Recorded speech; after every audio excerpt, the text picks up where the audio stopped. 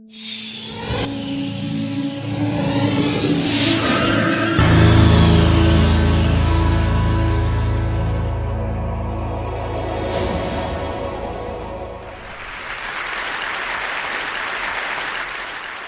here today to share with you an extraordinary journey, extraordinarily rewarding journey actually, which brought me into training rats to save human lives by detecting landmines and tuberculosis.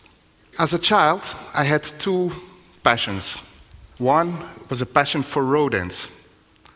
I had all kinds of rats, mice, hamsters, gerbils, squirrels, you name it, I bred it and I sold them to pet shops. I also had a passion for Africa. Growing up in a multicultural environment, we had African students in the house and I learned about their stories. So different background, dependency on imported know-how, goods, services, exuberant cultural diversity. Africa was truly fascinating for me. I became an industrial engineer, engineering product development, and I focused on appropriate detection technologies. Actually, first appropriate technologies for developing countries.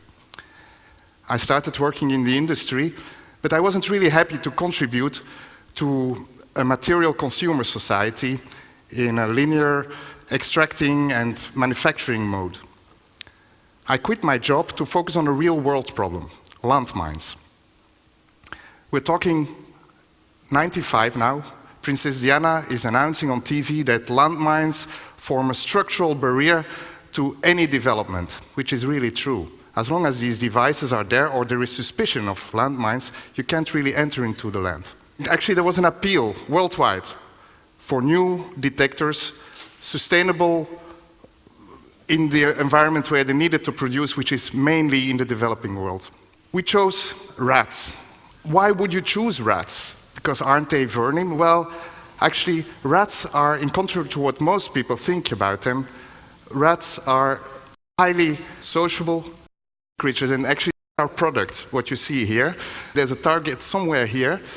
You see an operator, a trained African, with his rat in front, who actually left and right. There the animal finds a mine, it scratches on the soil, and the animal comes back for a food reward.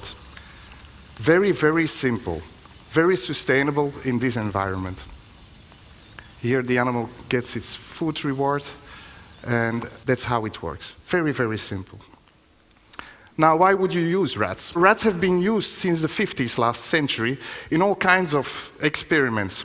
Rats have more genetic material allocated to olfaction than any other mammal species.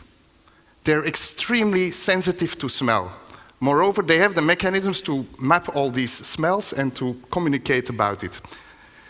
Now, how do we communicate with rats? Well, we don't talk rats, but we have a clicker, standard method for animal training, which you see there.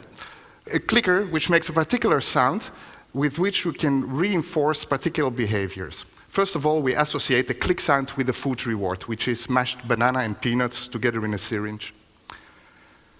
Once the animal knows click, food, so click is food, we bring it in a cage with a hole, and actually the animal learns to stick the nose in the hole under which a target scent is placed, and to do that for 5 seconds. 5 seconds, which is long for a rat. Once the animal knows this, we make the task a bit more difficult.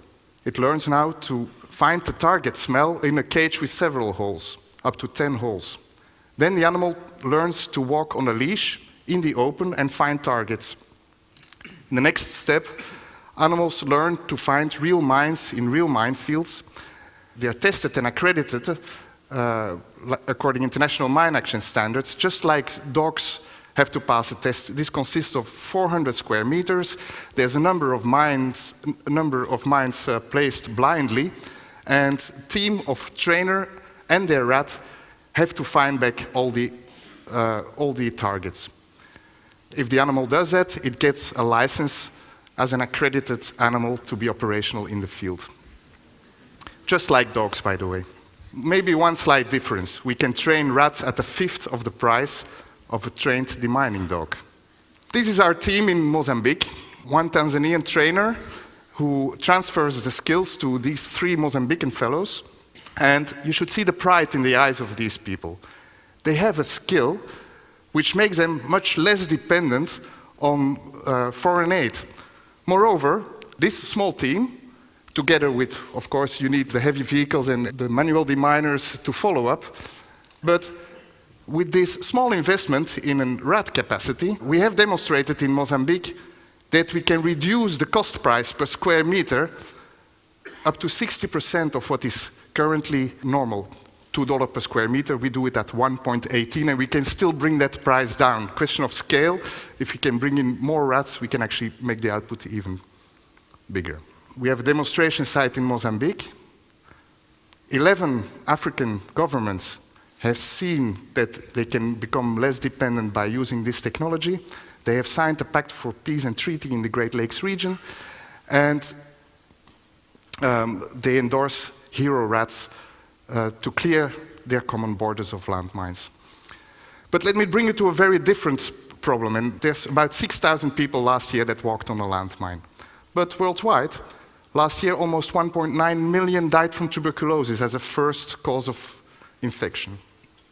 Especially in Africa, where TB and HIV are strongly linked, there is a huge coming problem.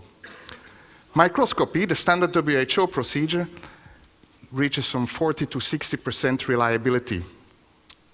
In Tanzania, the numbers don't lie, 45% of people TB patients get diagnosed with TB before they die. That means that if you have TB, you have more chance that you won't be detected, but will just die from TB, secondary infections, and so on. And if, however, you're detected very early, diagnosed early, treatment can start, and even in HIV positives, it makes sense. You can actually cure TB even in HIV positives. So, in our common language, Dutch, the name for TB is tering, which etymologically refers to the smell of tar. Already the old Chinese and the Greek, Hippocrates, have actually published, documented, that TB can be diagnosed based on the volatiles exuding from patients.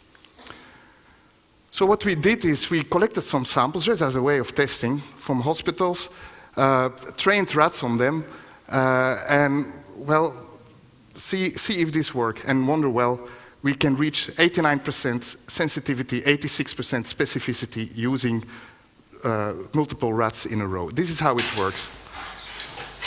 And really, this is a generic technology. We're talking now explosive, tuberculosis, but can you imagine you can actually put anything under there?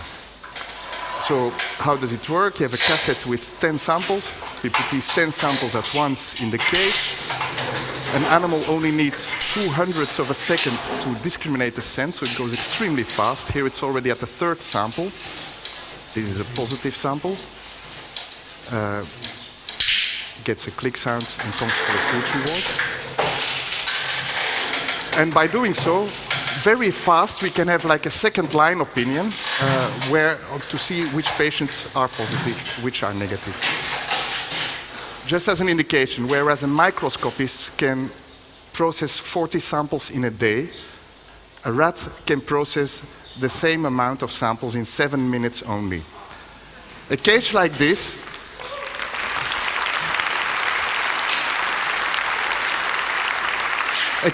this provided that you have rats, and we have now currently 25 tuberculosis rats, a cage like this operating throughout the day can process 1,680 samples. Can you imagine the potential offspring applications? Environmental detection of pollutants in soils, the customs applications, detection of illicit goods in containers, and so on. But let's stick first to tuberculosis. I just want to briefly highlight the blue rods are the scores of microscopy only in the 5 clinics in Dar es Salaam on a population of 500,000 people, where 15,000 reported to get a test done.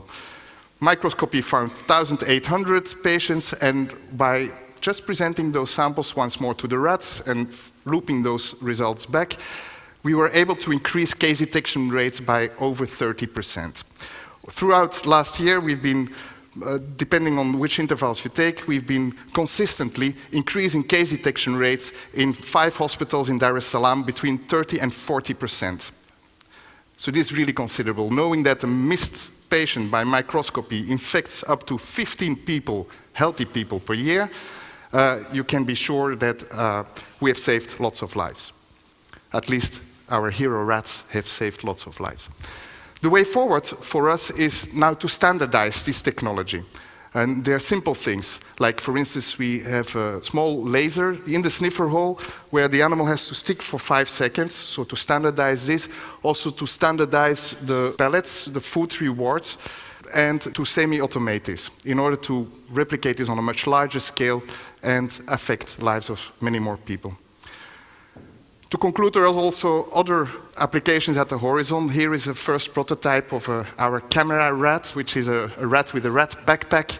With a camera, it can go under rubble to detect for victims after earthquake and so on. This is in a prototype stage. We don't have a working system here yet.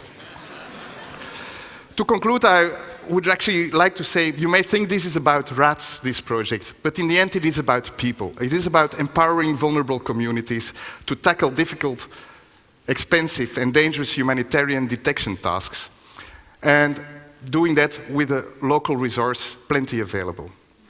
So something completely different is to keep on challenging your perception about the resources surrounding you, whether they are environmental, technological, animal, or human. And to respectfully harmonize with them in order to foster a sustainable world. Thank you very much.